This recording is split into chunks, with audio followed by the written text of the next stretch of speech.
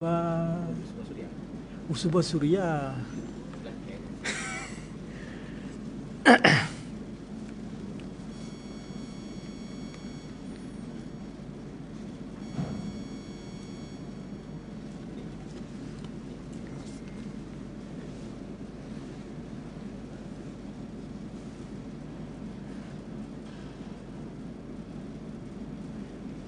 Ada surau dalam tu tak?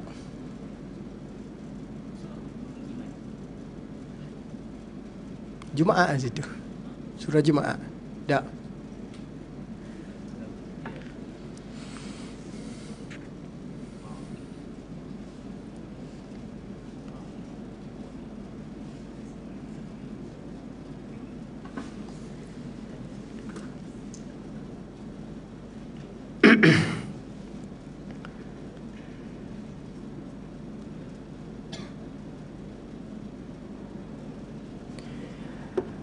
Subhanallahil ladzi la ilaha illa huwal hayyul qayyum wa atubu ilaih.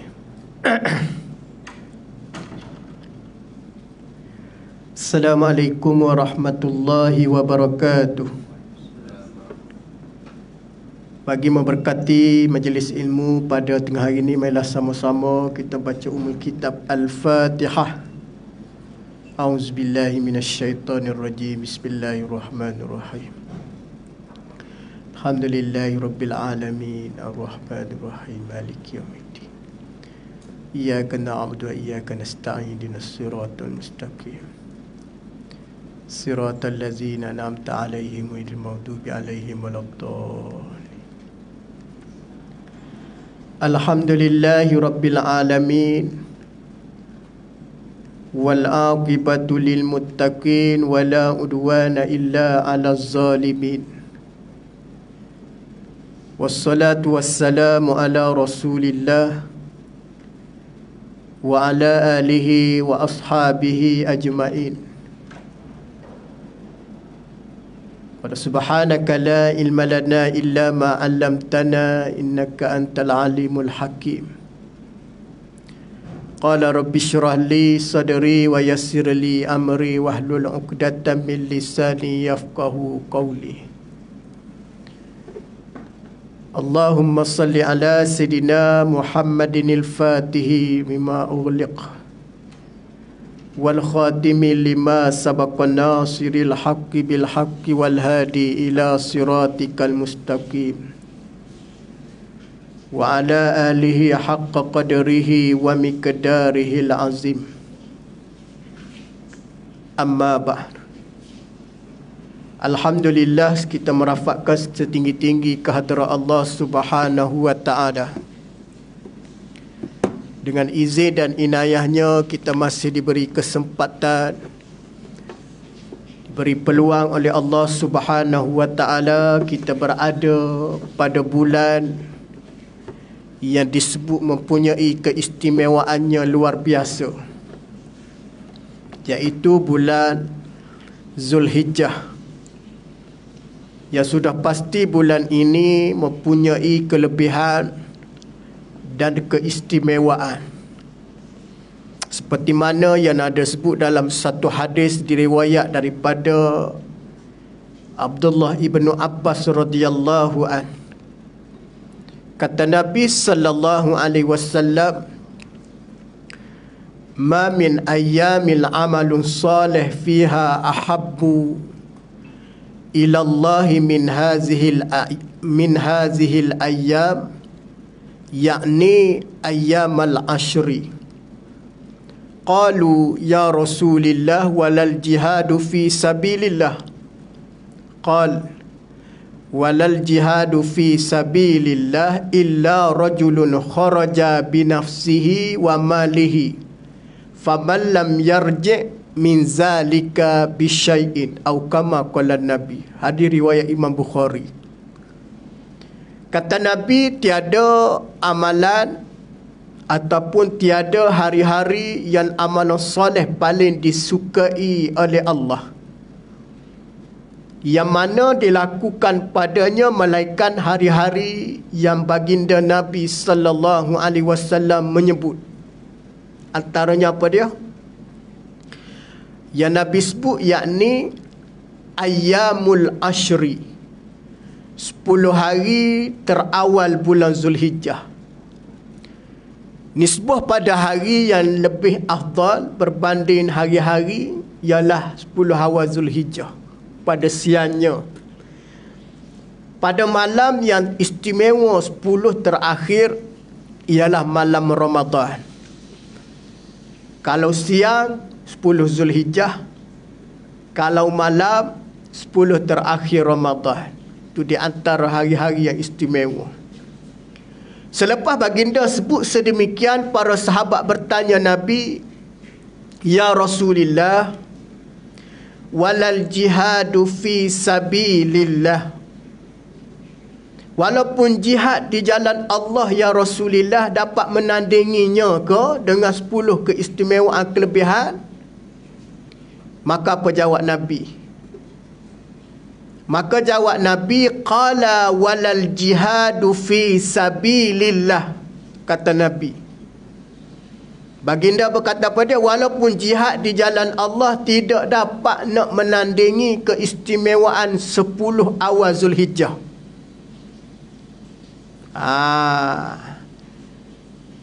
Jadi Nabi sebut sedemikian, ada lagi sambung dia. Dia tidak berhenti setakat tu. Kita nak faham sampai habis, tidak jadi tergantung. Walaupun pergi keluar ke jalan Allah jihad, Nabi kata tak boleh nak lawan lagi 10 kelebihan pada 1 Zulhijjah sampai 10. Tak boleh nak lawan walaupun berjihad. Illa rajulun, melainkan. Malaikat ni yakni istimewa orang pergi berjihad ni pula. Tadi Nabi kata tak boleh nak lawan istimewa 1 hingga 10 hari tu. Walaupun pergi berjihad, tapi Nabi menambah hadisnya illa rajulun, melainkan, yakni lebih jugalah ni. Lebih dinisbah pada jihad pula. Lebih macam mana? Illa rajulun kharaja, kata Nabi. Melainkan lelaki tersebut keluar tadi, keluar dirujuk kepada jihad. Keluar pergi jihad tadi binafsihi wa mali. Jihad dia keluar dengan diri dia dan harta dia. Dia pergi perang lawan musuh, dia pergi berjihad lawan musuh dengan erti kata bawa harta dia, bawa diri dia sendiri. Bukan dia wakil orang ataupun dia bagi duit pada orang, tidak. Dia sendiri pergi dan harta dia sendiri. Falam yarji' min zalika syai'. Lepas tu dia pergi tadi, dia tidak pulang. Harta habis, dia pun meninggal. Yang kita sebut syahid tu tak? Yang ni Nabi kata tak boleh nak lawan lah. Kalau syahid dengan syarat dia usaha dia pergi dengan ikhlas, harta dia pergi tu pun dengan keikhlasan dia, bukan kerana paksaan siapa-siapa. Maka dia pergi tadi, kata Nabi, falam yarji' min syai'in, min zalika bi syai'. Lepas dia pergi perang tu, dia pun meninggal, syahid, matilah. Harta dia pun tak ada dah. Tak ada harta nak balik bagi kepada keluarga dia, dah tak ada dah, sebab digunakan untuk jihad. Ini yang Nabi sebut tak boleh nak lawan dari kelebihan 10 terakhir. Yang lain tak ada. Maknanya kalau kita faham hadis ni, jihad ni di antara yang mati ke medan ataupun pergi jihad ni tidak ada perbandingan dinisbah kepada ganjaran. Yang lain pada tu Nabi kata tak boleh nak lawan kelebihan 10 daripada bulan Zulhijjah. Tuan-tuan, mana ada bulan yang Allah Ta'ala beri keistimewaan 10 hari. Tengok sahabat kita yang dijemput oleh Allah, seronok tak boleh nak cerita kan. Ada yang pergi 47 hari. Paling lama ke 47 hari? 47 hari. Kita pergi umrah 12 hari tu geletah gelenyada. Tak boleh nak cerita ke orang lagi. Nak pergi umrah ni ustaz. Walah cerita dah minggu lepas. Jumpa cerita pula. Ustaz doakan anak-anak nak pergi umrah. Nak pergi sekeluarga ni ustaz. Kebetulan dapat bonus. Company bagi bonus tahun gaji. Bawa dengan bini, dengan anak. Tak? Ada bini 2 bawa. Dengar pak mertua bawa belah laki, bawa belah dia, bawa semua. Mana kali ibarat tak, dia catat flight lah dia ni. Dia habis. Seronok baru 12 hari. Baru 12 hari, bukan 40 hari. Ini 47 hari. Masya Allah, tabarakallah. Seronok, tak payah cerita tuan-tuan. Ada orang seronok selain boleh pergi ibadat haji? Akhir Zakir seronok kahwin kan? Tapi seronok pergi haji lagi pada kahwin tahu. Betul ke? Tak juga. Seronok kahwin lain, seronok pergi haji lain. Tak boleh nak buat perbandingan tu. Seronok kahwin pun lain macam kan? Sebab seronok kita tunaikan sunnah Nabi. Bukan seronok kerana alhamdulillah akhirnya kita disatukan. Bukan tu semata-mata tahu. Seronok kerana kita berjaya mengamalkan sunnah Nabi. Kan Nabi sebutkan alaikum bisunnati. Atas kamu sunnah aku, antaranya adalah an-nikahu sunnati dah. Seronok. Tapi orang seronok di bulan Zulhijjah ni tuan-tuan, seronok dia tak nak cerita. Jadi falsafah dianya, Nabi kata orang pergi berjihad, meninggalkan ataupun bawa harta, bawa diri, dia syahid. Jadi kelebihan dia tak boleh nak banding lah. Hari ni orang pergi menunaikan ibadat haji pada bulan Zulhijjah, tinggalkan harta, tinggalkan jawatan, tinggalkan yang paling sayang. Tinggal anak, tinggal rumah, tinggal kereta. Pernah dengar ada orang pergi Mekah, tiba-tiba dia WhatsApp pada jiran, tolong tengok kereta dengan rumah. Ada tak? Ustaz tak pernah jumpa lagi orang macam tu. Walaupun dia ni sayang sangat kereta tu. Sebabnya cinta sayang dia tu Allah Ta'ala pilih sampai dia lupa benda-benda tu. Nak cerita keistimewaan. Baik. Kata para alim ulama, Allah Ta'ala mencampakkan dalam diri yang dipilih oleh Allah yang kita sebut sebagai duyufur rahman, tetamu Allah. Siapa dia pergi haji dah sini? Muslimat ada dah pergi. Kalau tak pergi ziarah orang pergi haji lepas ni. Yang belum pergi lagi lah. Kalau kata dia nak fly esok lusa, minggu depan pergi jumpa. Jumpa antara kita cakap pada dia, jangan lupa dia doa pada kita. Ada orang tanya, Ustaz, perlu kau bagi duit orang nak pergi haji? Tak perlu. Duit tu tak perlu pun. Tapi kalau ada duit bagi, okey je. Sebab dia tak berhajat pun pada duit. Sebab dia dah. Tapi ada orang Melayu kita ni, dah jadi budaya suka sedekah duit kan. Tak apa, bagi sedekah, tak ada masalah. Tapi jangan lupa kita bagi tahu pada dia doa pada kita. Tuan-tuan, mustajab doa orang gini. Dia sebelum dia pergi sampai Mekah, tuan-tuan, mustajab ada doa dia tahu. Sebelum dia pergi, sebelum dia sampai ke Masjidil Haram, sebelum dia sampai ke Mekah, dia dah mustajab ada doa. Bila tuan-tuan? Dalam perjalanan. Dia termasuk pada musafir kan. Yang Nabi sebutkan 3 golongan Allah Ta'ala tak tolak doa kan. Di antara dia kata apa dia? Dakwatul musafir, doa orang musafir. Dakwatul mazlum, doa orang yang dizalimi. Dia termasuk daripada orang musafir. Maknanya dia duduk di airport Subang pula, di airport KLIA tu. Dia duduk situ tuan-tuan, pergi ziarah dia, jangan lupa kita kata, tolong doakan saya, mudah-mudahan ada rezeki dapat sampai ke menjadi tetamu ataupun dapat sampai ke Mekah. Mustajab doa dia. Tu kalau kita hari ni apabila Allah Ta'ala jemput, Allah Ta'ala pilih kita, kita doakan di antaranya ialah kepada semua kaum muslimin muslimat. Kalau kita ada sahabat yang rapat, kita sebut nama sahabat kita. Tapi jangan lupa doa pada keluarga kita jugalah. Doa supaya Allah Ta'ala beri keistimewaan. Yang ni ada pada bulan fadilat bulan Zulhijjah yang tak ada pada bulan lain. Baik. Di kalangan para ulama membuat perbahasan tentang 10 awan. Di sana banyak kita dengar seolah-olah bukan kita nak kata kekeliruan, tapi ada khilaf di kalangan para ulama, sehingga kekhilafan ini bukan bermakna tidak diajar untuk kita beramal, tidak. Tapi kekhilafan ini membuktikan supaya galakkan untuk kita beramal. Baik. Di antara perbahasan yang disebut ini, antara menjadi dalil, menjadi bukti tanda dia ialah 10 terawal ni para ulama sebut perbanyakkan amalan soleh. Tak kira lah sama ada namanya puasa sunat, sama ada nama sedekah, sama ada namanya beri makan pada orang.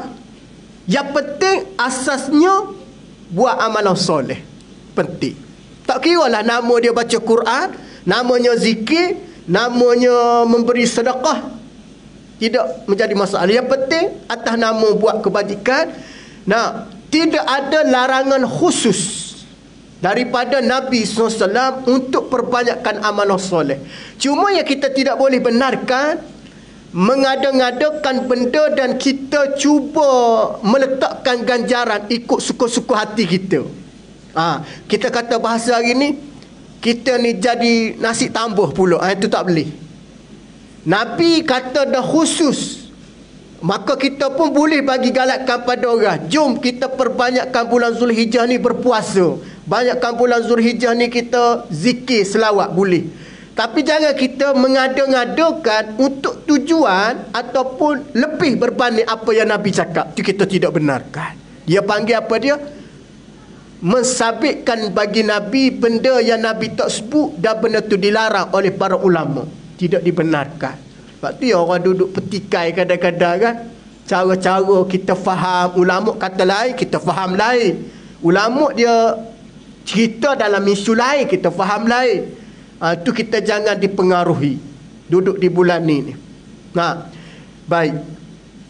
Maka Nabi SAW ada juga di dalam satu hadis Nabi sebut mengenai amalan yang afdal daripada 10 ni. Amalan yang Allah Ta'ala suka. Di antaranya Nabi sebut apa dia? Ayyamul amalu afdalu min ayyalul ash. Tiap-tiap hari amalan dilakukan padanya menjadi afdal berbanding 10 awal Zulhijjah. Maknanya amalan yang perlu ni kita buat dah afdal. Contohnya puasa Isnin Khamis afdal, sedekah afdal, baca Quran ada afdal dia. Tapi bulan ni meningkatkan keafdalan amalan tersebut. Itu makna dia. Jangan pula kita buat macam ni. Bulan lain afdal puasa sunat Khamis kerana dia sunnah. Masuk Zulhijjah kita tak buat benda tu. Itu tak boleh. Kerana dia antara amalan yang dikhususkan ataupun ditetapkan oleh Nabi, cuma pertikatkan amalan tu. Maksud dia begitu. Jangan kita kata pula tak afdal dah Zulhijjah puasa hari Isnin. Kebetulan kena hari Isnin semalam contoh. Ataupun minggu depan kena hari Isnin. Kita raya hari Khamis. Hari Isnin tu kita pun kata tak afdal dah puasa ni. Pasal apa dia? Ada lagi zikir, baca Quran, tak boleh. Puasa amalan yang afdal di luarnya, masuk bulan Zulhijjah dia lagi baik. Sama juga duduk 10 terakhir Ramadan. Sebelum Ramadan qiyamul lail, 10 terakhir qiyam juga, tapi perbanyakkan jumlah rakaat solat. 10 terakhir Ramadan, sebelum Ramadan baca Quran, duduk 10 terakhir Ramadan banyakkan baca Quran, khatam 1 juzuk satu malam. Begitu makna dia. Jangan kita ubah, jangan ubah bermakna sebelum ni tak baca Quran, masuk Zulhijjah tak baca Quran. Itu bukan bermakna merebut kelebihan. Dia panggil kita meninggalkan kelebihan. Zulhijjah amalan kita apa dia tuan-tuan? Sebelum ni sembahyang juga tapi lewat. Masuk bulan ni awalkan dalam waktu. Maksudnya berjemaah. Didik dia 10 hari. Sebelum ni zikir kurang. Ada zikir, bukan tak ada, banyak cakap pada zikir. Duduk bulan Zulhijjah ni banyak zikir. Tapi kalau duduk pejabat banyak zikir senyap pun orang tanya juga dah. Dunia hari ni kan, senyap ada masalah ke? Tak tahulah, ustaz pun tak faham kan orang kita ni. Kalau senyap dia tanya ada masalah. Tak ada masalah duduk zikir ni. Zikir. Ada orang gitu. Yo kau zikir ni. Saya tunjuk alim lah. Ada pula. Tak jadi kawan tu nak berzikir. Jangan. Kalau orang tu duduk senyap tu kita tengok. Mungkin dia nak perbanyakkan amalan. Ni kita ni kadang-kadang suka prasangka buruk kan. Kita orang buat baik, kita ada condemn dia. Alah nak tunjuk baik. Tak payahlah. Kejap je tu. Esok jadi macam dulu balik. Tak jadi dia tu nak bertaubat. Tu kadang-kadang bahasa kita ni pun main peranan juga kan. Ustaz tengok banyaklah orang kita kan. Tak tahulah termasuk kita sendiri. Tak usah tengok orang lain tak. Tengok orang mula-mula mari surau kan. Dia tengok atas bawah. Kawan tu baru nak pergi surau bulan Zulhijjah kan. Nak dekatkan diri. Dia pergi surau maghrib. Dia pun tengok atas bawah tengok. Orang tu tuan-tuan, perasaan kita ni, kita empat orang. Orang tengok kita atas bawah ni tuan tengok. Perasaan dia kan. Sepatutnya jangan tengok gitu. Bagi salam dengan dia, tanya khabar dia. Kalau dia tanya kita, kena jawab. Ni kadang-kadang jawab juga. Jawab dengan keadaan perli dia. Memang dia tak tahu tandas kat mana dah. Memang dia tak tahu, bagi tahu. Kadang-kadang dia tak tahu mana tempat nak masuk. Dia kena bagi tahu. Ustaz pernah tengok. Orang yang mana dia pergi masjid awal, dia pergi semayang tahiyatul masjid alik perempuan tahu. Dia buka pintu, kira pintu tu kira masuk. Dia pun semayang 2 rakaat situ. Mari hamba Allah, dia kata, ni tempat muslimat ni, tak baca kau saibuk tu. Pulak tuan-tuan. Siap dia keluar, dia, ya Allah, sepatutnya kena cakap lah elok-elok tuan. Ini bahagian muslimat, bahagian lelaki ni yang tak ada tirai, di belakang tirai. Oh ya ke? Dah. Ni kadang-kadang kawan tu tengah semaya, dia kata, apa semaya belakang alik perempuan ni? Terpaksa dia batalkan solat tahiyatul masjid itu. Nah. Esok tak mari dah tuan-tuan. Esok tak mari dah. Tu kita ni kadang-kadang orang buat baik, jangan kita condemn dia. Sepatutnya kita kena mendekati dia. Kalau perlu kita layani dia, perlu kita ikramkan dia. Nah, mana bolehnya macam orang kita layan ustaz, layan macam tu juga dia. Bukan ustaz nak cakap betul, bagus layan ustaz surah masjid ni. Layan ustaz ni kadang-kadang kalau boleh nak tolong suat lagi ke ustaz ni. Sungguh. Tak kira lah. Mana kalau selipar ustaz hilang tu, dia rela balik jalan kaki ayam, dia bagi ke ustaz lagi. Bagus, ustaz tak nafikan. Tapi alangkah baiknya kita mendekati ataupun kita menjaga ataupun kita panggil ikramkan sahabat kita yang baru mari, tak diduduk pada bulan mulia ni. Dia mari tolong, bagi tahu ke dia macam minggu suai kenal kan. Ni tandas, ni bilik wudu. Kena cerita tau. Nampaknya simple tapi itulah Islam. Barulah dia seronok. Pick up permulaan ni, kita nak dakwah orang ni, dah. Kita guna cara kita. Nah, contohnya ajak dia sembah, ajak dia minum, ajak dia apa benda yang benda kebaikan, dia jadi seronok. Walaupun pick up permulaan dia pergi surau tu kerana nak makan, tak apa. Ustaz cukup-cukup suka orang mari surau kerana nak makan tau. Sungguh. Tu surau buat kan. Kopi roti canai ikutlah. Ada orang dia marah. Tuan-tuan kalau nak mari sekadar nak makan baik tak payah mari. Tak betul tu. Salah tu kita nak dakwah tu. Ustaz tegur mana-mana masjid kalau surau buat macam tu pada jemaah. Tak boleh. Kita bukan nak backing AJK, tidak. Tak boleh tuan cakap macam tu. Kenapa ustaz tak cakap? Iyalah kerana makan dia datang. Tak apa. Biar dia datang kerana makan. Mudah-mudahan lepas ni dia datang kerana makan, dia jadi ubah. Dia datang kerana Allah. Tuan-tuan sampai bila nak makan hari-hari? Tuan-tuan, larat ke dia nak mari makan? Nah, apabila dia mari layan molek, apa dia mari, dia orang kita layan dia ni ibarat macam VVIP. Kalau boleh. Tapi kalau boleh, depan tu kita kena duduklah, jangan bagi dia. Ni nak layan orang ni kadang-kadang tak tahu hukum. Dia suruh orang duduk depan, dia pergi duduk belakang. Tu tak betul tau. Antara perbuatan makruh bagi seorang itu ialah dia mengetahui bahagian solat kosong, dia offer kepada orang lain suruh naik. Makruh. Kita duduk sangka boleh pahala kan? Boleh pahala abang hari ni cerita kat rumah. Pasal apa? Sebelum ni tak pernah semayang sah 2, sah 3, sah 4. Tapi hari ni nampak sahabat kita baru mari dengan jubah, dengan serban. Abang bagi dia duduk serban, abang duduk sah belakang sekali. Tak betul tuan-tuan. Salah tu. Ustaz tengok banyak orang buat begitu. Tak boleh. Dalam bab amalan, jangan kita ataupun mesti kita mendahulukan orang dalam amalan soleh. Ni ada juga orang nak ajar orang pergi surau kan. Bolehlah tolong kutip sampah. La ilaha illallah. Dia mampu kutip sampah, suruh orang tolong. Bukan tak mampu buat ustaz. Kita nak ajar dia supaya dia kutip sampah. Salah gitu tuan-tuan. Itu tak betul Itu bukan cara agama. Cara agama kita buat depan dia. Kita buat depan dia baru dia tengok. Kita tak boleh suruh.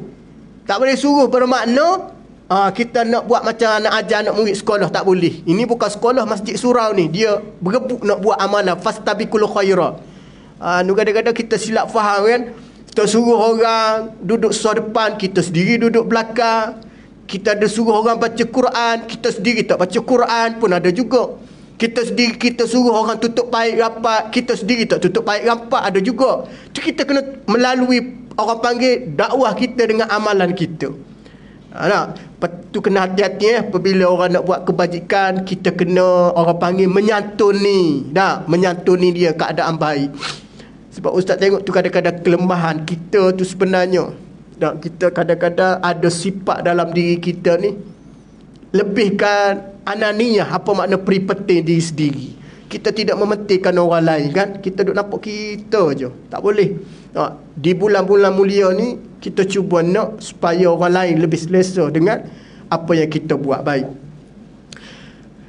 Bagaimana di dalam satu hadis pernah berlaku kepada seorang lelaki. Dia berdoa di bulan Zulhijjah ni tuan-tuan. Antara doa yang lelaki ni pernah sebut di depan ataupun didengar oleh Nabi SAW. Bulan Zulhijjah juga boleh banyak berdoa. Doa ni tuan-tuan, antara yang disebut oleh Al-Imam Nawawi adalah satu amalan yang mendekatkan hambanya dengan Allah. Doa lah. Ada lagi amalan lain tapi salah satu dia doa. Lelaki ni tuan-tuan, dia pernah berdoa dengan doa dia. Apa lelaki minta? Antara permohonan dia minta, Allahumma a'tini afdalu min tu'ti ibadikas salihin. Ini doa lelaki tersebut. Apabila Nabi dengar lelaki ini berdoa sedemikian, Allahumma a'tini afdalu ma tu'ti ibadikas salihin. Makna dia, ya Allah, berikanlah kepadaku sebaik-baik pemberian. Allahumma a'tini afdalu. Berilah sebaik-baik kelebihan, sebaik-baik pemberian yang mana engkau ada disebut ma tu'ti ibadikas salihin, seperti mana engkau beri kepada orang-orang yang soleh yang pernah engkau beri sebelum ni. Lelaki tersebut doa macam tu. Cukup bahasa Melayu mudah kita ginilah. Ya Allah, kau berikanlah ya Allah keistimewaan padaku, ya Allah, seperti mana kau beri keistimewaan pada orang-orang soleh. Gitulah. Itu di Melayu kan. Apabila Nabi dengar, tuan-tuan rahimakumullah, Nabi dengar pemuda tersebut doa sedemikian, Nabi pun sebut. Apa Nabi kata? Lalu baginda bersabda, izan yu'aqaru jauduka wa tastashidu, kata Nabi. Apa dia? Oleh itu kamu berjihad sehingga kudamu mati, ditikam dan kamu mati syahid. Itu je Nabi jawab. Apa yang kamu pergi tadi, kalau kamu berjihad, jihad sampai habis. Kalau kamu pergi dengan kuda, sampai kuda kamu tadi jatuh mati dan kamu juga dalam keadaan syahid. Apa makna dia? Makna dia, apa benda yang kamu buat kebaikan berterusan. Itu makna dia. Jangan duk faham di segi zahir hadis ni, oh lagu tu ustaz, jual tanah, jual aset, pergi Palestin, kita perang. Beli kuda, pergi perang. Tidak tuan-tuan, bukan macam tu. Di situasi kita hari ni, berjihad melawan nafsu. Nafsu kita ni tuan-tuan, makin lama makin teruk. Dahsyat nafsu ni. Keinginan kita melampau. Jadi kalau kita hari ni lawan nafsu, kita beribadah sampai kita berada di penhujung usia kita. Solat 5 waktu sampai mati. Baca Quran sampai mati. Zikir sampai mati. Selawat sampai mati. Sedekah sampai mati. Sehingga mana kamu ni berada dalam keadaan penhujung usia kamu, maka kamu diberi oleh Allah sebaik-baik kematian. Kalau orang perang, sebaik-baik kematian syahid. Tapi kalau kita duduk atas dunia, sebaik-baik kematian husnul khatimah dia panggil, ke penakhiran yang baik. Tuan-tuan, nak dapat husnul khatimah ni bukan benda mudah tau. Jika kita jangan duk nampak aku ni insya-Allah ni husnul khatimah dia, belum tentu lagi. Sebab ramai nak mati baik, tuan-tuan, tidak dianugerahi oleh Allah. Tapi kata Nabi SAW, untuk kamu mengekali kebaikan dan mati baik, biasakan diri kamu masa kamu hidup dengan benda baik.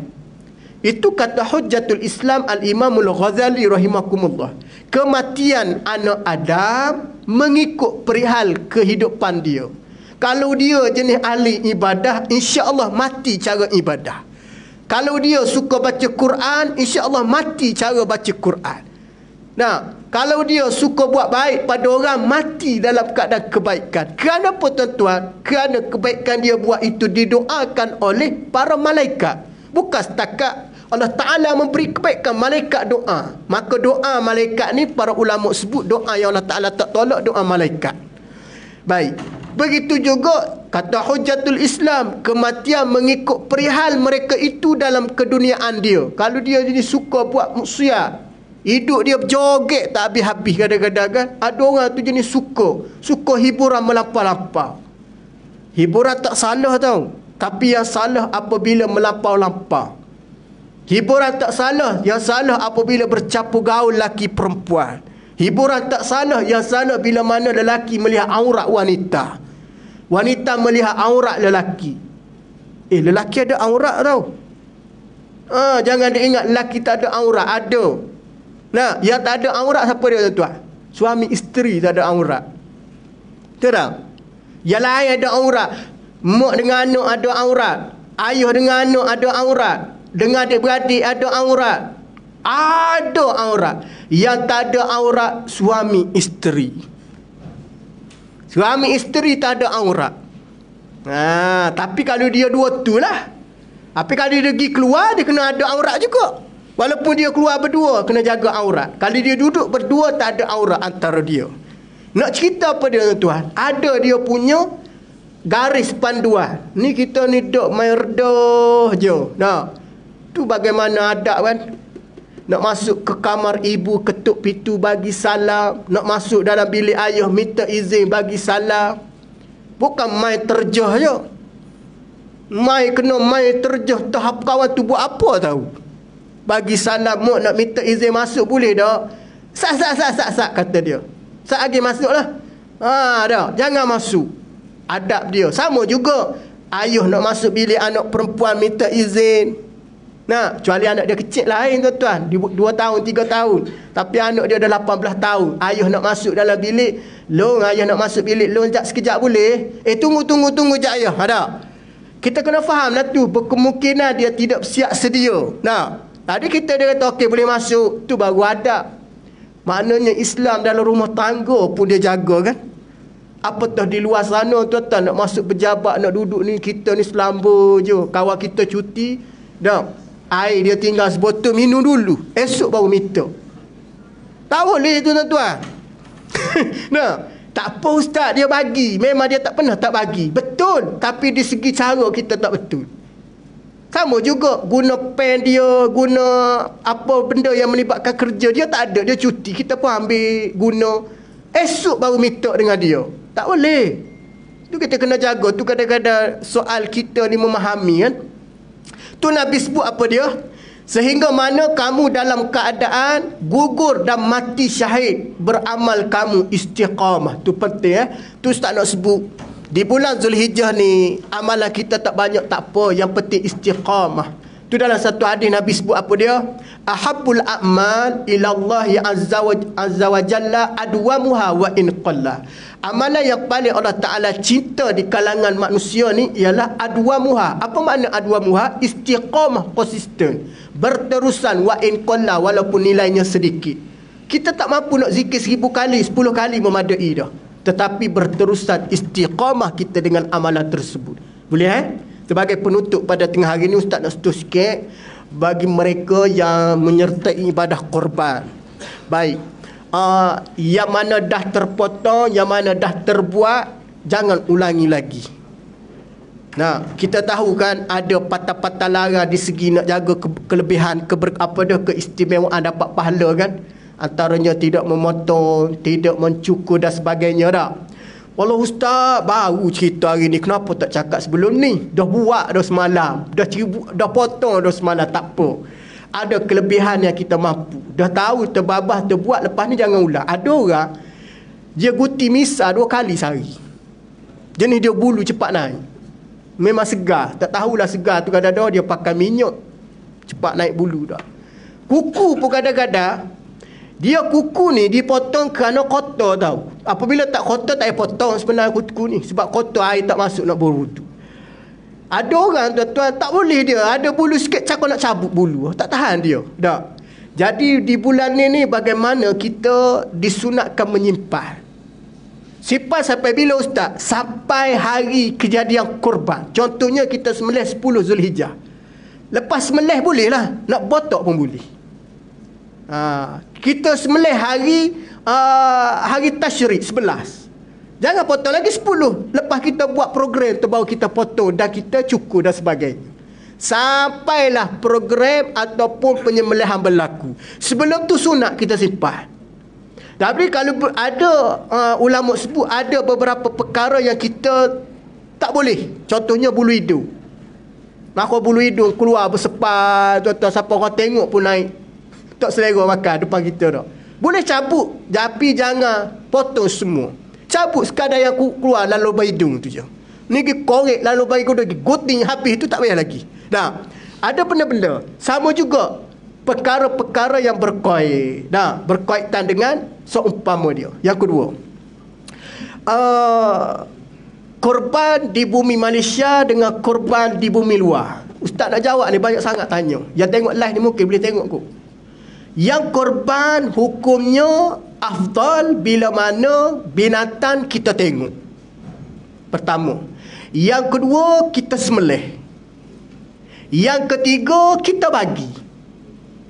Itu afdal. Kalau faham daripada 3 ni, maknanya kita tengok, kita sembelih, kita bagi. Kalau kita duduk di negara Kenya, kita afdal korban di Kenya.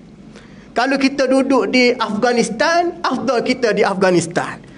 Maknanya jawapan dia afdal di mana tempat kita duduk, di situ kita korban bila binatang. Faham baik. Yang kedua, afdal kita sembelih sendiri. Afdal kita sembelih. Jadi kalau kita tak mampu nak sembelih, kita tengok penyembelihan berlaku. Itu afdal. Yang ketiga, afdal kita bagi sendiri.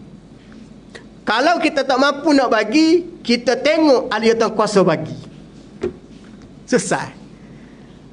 Jadi faham daripada ini terjawablah. Jangan duk tanya lepas ni, mana afdal korban di Kemboja dengan Malaysia. Jawapan dia mudah. Selagi mana kita tengok binatang, selagi mana kita boleh sembelih, selagi mana kita boleh bagi, itu yang paling afdal. Baik. Keafdalan akan hilang dan tak ada keikhlasan. Apa dia? Punca dia. Kerana apa buat di Kemboja? Kerana murah. Ikhlas tak ada dah tu. Orang tanya, Ustaz buat korban di mana tahun ni? Buat di Cambodia. Berapa satu bagian? 430. Taman nanas 900 Ustaz. Maha nak mampus dia kata. Baik. Kalau dia cakap macam tu, sudah tidak ada keikhlasan. Nak buat di Kemboja, silakan. Tapi jangan perbandingan, compare dengan harga pak kita. Ramai orang kita banyak cakap gitu. Orang masjid sendiri pun cakap. Orang tanya, Ji tak buat korban tahun ni? Buat juga. Buat mana? Buat di Kemboja lah. Berapa sekian? Murah sana 350. Tak apalah. Orang sana nak makan daging payah. Dia bukan masalah nak makan daging payah, tuan-tuan. Isu dia, afdal dia bukan kerana nak makan daging payah. Afdal korban ni bila mana binatang tu kita tengok. Tu kita kena faham di segi fadilat dia. Jangan kita menyandarkan kerana kita mewah makan daging, kerana kita, bukan tu. Binatang tu kita tahu, binatang kita tengok dan kita bagi sendiri. No afdal. Iaitu kita bagi daging korban. Bukan nilai, bukan kuantiti banyak. Seorang dapat sekilo je. Bagi semua berasa. Bagi orang yang dah dapat banyak, dia lebih sunat dia bagi ke orang lain pula. Sunat pula bagi ke orang lain. Jangan duk simpan sampai rosok peti ais. Ada kata kedai elektrik tu. Masuknya bulan Zulhijjah, dia kata laku keras peti ais dia. Laku keras dia kata. Cina tu kata ini mau raya ke? Dia tahu dah. Dia kata, tuan, ada seorang hamba Allah penutup pada tahun ni, tengah hari ni. Dia kata apa? Dia pergi cerita ke kedai beli peti ais tu, freeze dia beli. Tahun lepas saya dapat daging dekat 30 kilo, dia kata. Dia memang fakir miskin. Sampai peti air dia tu terpaksa dia buang barang-barang lama. Ke peti air biasa. Sampai satu masa rosok peti air dia. Peti air ni kalau isi barang banyak dia rosok kan. Dia tak boleh nak cover. Punya letak daging terlalu banyak. Nah, maka dia beli, tuan-tuan. Tu tak boleh tau. Dia panggil kita ni tak ada syukur langsung. Jadi kalau kita dapat lebih, kita tanya jiran. Tuan Haji dapat daging korban? Dapat ustaz, dapat banyak ke? Adalah sekilo dua, tengok sianya cucu dia, anak dia ramai kan. Kita bagi pada dia. Faham maksud dia? Ni korban sebenar. Apa makna korban? Korubah, hampir di segi bahasa. Di segi istilah, kita memberi apa yang kita sayang. Dia 400 dengan 800 mana sayang? Cuba jawab. Tapi dalam bab korban 400 sayang berbanding 8. Jadi orang sayang 400 pula jadi contohnya. Sebab dia kata korban apa yang kita paling sayang itu paling afdal. Pakat pergi cari 400 berbanding 8. Tapi kalau bab nilai duit 800 tu lebih nak pada 8 kan. Rupa-rupanya dalam bab agama ni RM1 lebih mahal pada RM10. Setuju tak? Tu derma banyakkan orang suka bagi RM1. Dah sekali tarik dalam poket keluar RM10, jangan letak lagi. Itulah derma kita. Tarik RM10, letak balik. Tarik pula RM5, letak juga. Tarik sekali lagi RM5 juga letak juga. Tarik sekali lagi, tak ada RM1. Lah sekali bagi 5 posen yang duit emas tu. La ilaha illallah. Sepatutnya yang afdal mana tuan? RM10 yang tadi tu. Betul?